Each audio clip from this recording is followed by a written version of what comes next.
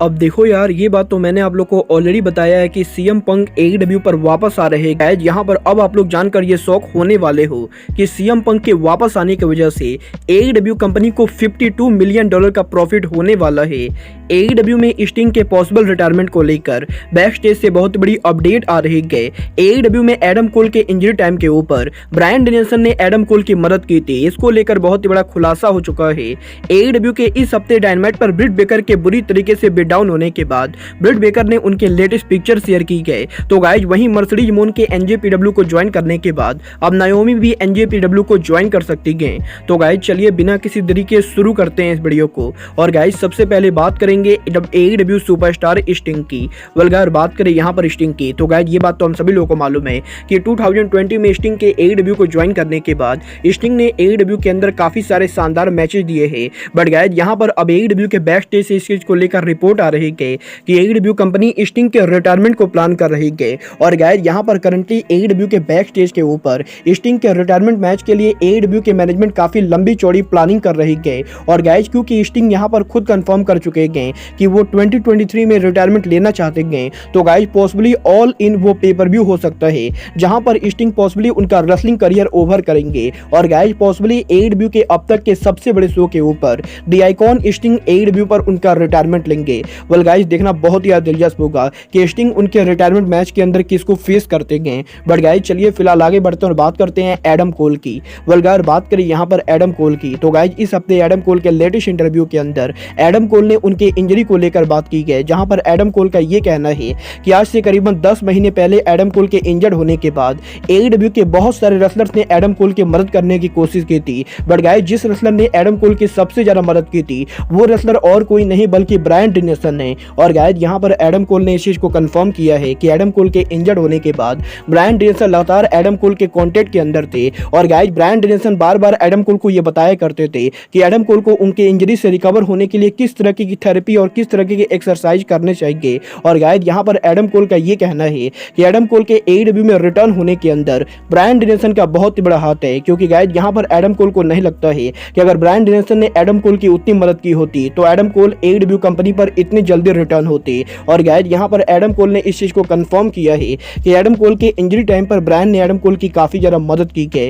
Well guys ये तो बात हुई एडम कोल के इंजरी की। बट गाइस जहां तक बात रही एडम कोल की गर्लफ्रेंड ब्रिट बेकर की, तो गाइस इस हफ्ते एईडब्ल्यू के डायनामाइट शो के ऊपर एडम कोल और ब्रिट बेकर के बुरी तरीके से बीट डाउन होने के बाद अब यही सोशल मीडिया के ऊपर ब्रिट बेकर ने सोशल मीडिया पर उनके लेटेस्ट पिक्चर को शेयर किया है। और गाइस आप लोग इस पिक्चर में क्लियरली देख सकते हो कि एईडब्ल्यू के डायनामाइट पर सराया और क्रिस जेरिको के एडम कोल और ब्रिट बेकर को बीट डाउन करने के बाद ब्रिट बेकर के आई के ऊपर कितनी ज्यादा चोट लगी गई। और गाइस यहाँ पर इस फोटो को देखकर आप लोग ये समझ सकते हो कि भले ही प्रो रेसलिंग बिजनेस फेक होता है, बट गाइस यहाँ पर रेसलर्स को जो चोट लगती है वो चोट 100% रियल होता है। वेल गाइस ये तो बात हुई एईडब्ल्यू सुपरस्टार की। बट गाइस चलिए फिलहाल आगे बढ़ते हैं और बात करते हैं डब्ल्यूडब्ल्यूई की फॉर्मर सुपरस्टार नायोमी की।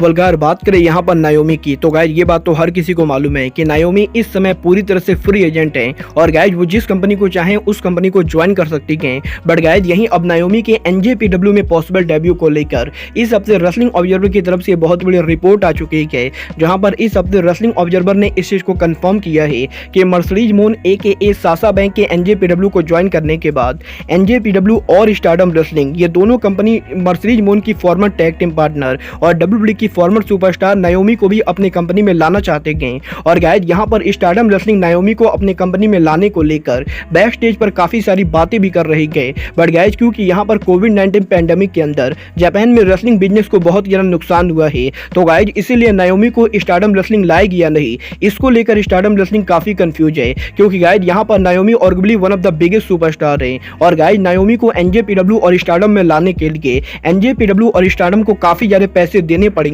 और गाइस यहां पर पॉसिबली पैसों के इश्यू की वजह से इस समय स्टारडम रेसलिंग नायोमी को नहीं ला रही है। बट गाइस यहां पर ये चीज आप लोग कंफर्म मान सकते हो कि पॉसिबली इन फ्यूचर एनजेपीडब्ल्यू और स्टारडम के अंदर मर्सिडीज मोन के साथ साथ नायोमी भी आपको देखने को मिलने वाली है। वेल गाइस देखना बहुत ही दिलचस्प होगा कि सासा बैंक के एनजेपीडब्ल्यू को ज्वाइन करने के बाद क्या नायोमी भी एनजेपीडब्ल्यू को ज्वाइन करती है। बट गाइस चलिए फिलहाल आगे बढ़ते हैं और बात करते हैं आर्गुएबली एईडब्ल्यू के बिगेस्ट रिटर्न सीएम पंक की। वेल गाइस ये बात तो मैंने आप लोग को अब तक लगभग 1000 टाइम बता दी गई कि सीएम पंक AEW पर वापस आ रहे हैं। और गाइज पॉसिबली 17 जून को AEW जब उनका नया टीवी शो लाएगी तो गाइज सैटरडे नाइट को यूनाइटेड सेंटर के अंदर 17 जून को सीएम पंक उनका रिटर्न करेंगे। बट गाइज यहीं अब सीएम पंक के AEW में रिटर्न होने की वजह से AEW कंपनी को क्या प्रॉफिट होने वाला है, इसको सुनकर आप लोग शॉक होने वाले हो। वेल गाइज इस हफ्ते सीएम पंक के arguably one of the biggest hater और रेसलिंग ऑब्जर्वर डेव मेजर के द्वारा सीएम पंक को लेकर कुछ ऐसी बातें कही गई हैं जो सुनकर कि मैं भी पर्सनली शॉक हो चुका हूं।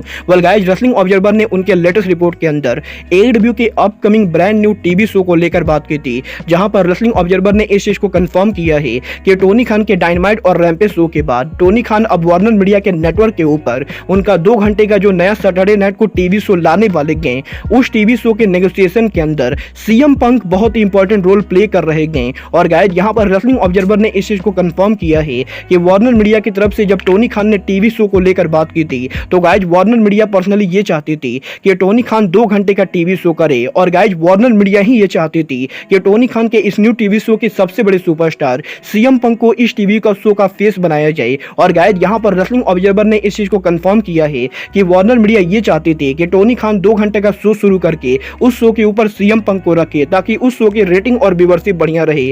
और गाइज यहां पर रेसलिंग ऑब्जर्वर का ये कहना है कि अगर सीएम पंक AEW पर वापस नहीं आते तब भी AEW कंपनी पॉसिबली ये टीवी शो ला सकती थी। बट गाइज यहां पर वार्नर मीडिया के ओरिजिनल प्लान के हिसाब से वार्नर मीडिया इस शो के ऊपर सीएम पंक को चाहती थी। और गाइज यहां पर AEW कंपनी और वार्नर मीडिया के अंदर इस नए टीवी शो को लेकर ये जो पूरी डीलिंग हुई गई, इस पूरे डीलिंग के अंदर CM Punk major role play कर रहे थे। और गाइज अब जबकि finally Tony Khan CM Punk को वापस लाने के लिए मान चुके हैं तो गाइज वहां पर वार्नर मीडिया की तरफ से टोनी खान की कंपनी को करीबन $52 मिलियन तक मिलने वाले हैं। क्योंकि गाइज अगर आप लोग को नहीं मालूम है तो गाइज मैं आप लोग को बता दूं, वार्नर मीडिया प्राइम टाइम पर उनके जो भी शोज को ब्रॉडकास्ट करती गए उन शोज को करीबन ईयरली $50 मिलियन पे करती गए। और गाइज क्योंकि AEW के डायनामाइट और रैम्पेज शो के लिए AEW को ऑलरेडी $55 मिलियन मिल रहे हैं तो गाइज यहीं अब AEW के इस न्यू टीवी शो के शुरू होने के बाद वार्नर मीडिया की तरफ से टोनी खान को पॉसिबली हर साल $52 मिलियन मिलने वाले हैं। और गाइज यहां पर AEW के इस न्यू टीवी शो के आने के बाद